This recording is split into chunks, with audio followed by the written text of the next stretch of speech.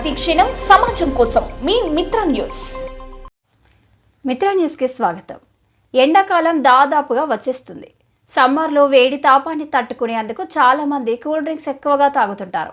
అయితే దీనివల్ల అనారోగ్యాలకు గురయ్యే వాళ్ళ సంఖ్య కూడా పెరుగుతుంది. కాబట్టి మన పూర్వీకుల మాదిరిగా పున్నీళ్లను హాయిగా సమ్మర్లో ఆస్వాదిస్తే ఆ టేస్ట్కి స్వర్గం కనబడుతుంది. పున్నీళ్లను అన్నంలో కలిపి తిన్నా, కూల్ డ్రింకులా ఎలా తీసుకున్నా అద్భుతమైన ఆరోగ్య ప్రయోజనాలను అందిస్తుంది. పున్నీళ్లతో అన్నం తినడం వల్ల బాడీలో ఎండ తాపాన్ని తగ్గిస్తుంది, వడదెబ్బ తగలకుండా చూస్తుంది. శరీరంలోని వేడిని త్వరగా తగ్గించే పాతకాలం నాటి పున్నీళ్ళని ఎలా చేసుకోవాలి, దీని తయారీకి కావలసిన పదార్థాలేంటో ఇక్కడ చూద్దాం.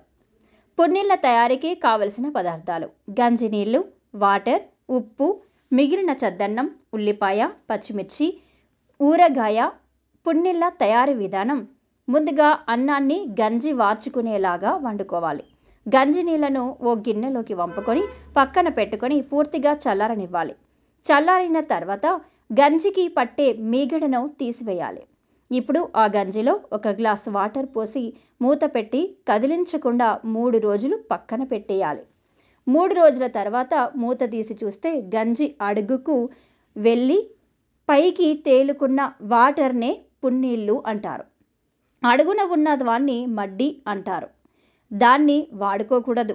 పున్నీళ్లను మరో గిన్నెలోకి మెల్లిగా వంపుకోవాలి. పున్నీళ్లలో రుచికి సరిపడ ఉప్పు వేసుకొని దాన్ని ఆస్వాదించడమే. అలాగే ఇంట్లో మిగిలిపోయిన అన్నాన్ని కూడా పున్నీళ్లలో వేసి రాత్రంతా ఉంచితే తెల్లవారిన తర్వాత దాన్ని మజ్జిగన్నం తిన్నట్లు తినేయడమే. ఉల్లిపాయ, పచ్చిమిర్చి లేదా ఊరగాయతో నంజుకుంటూ తినవచ్చు.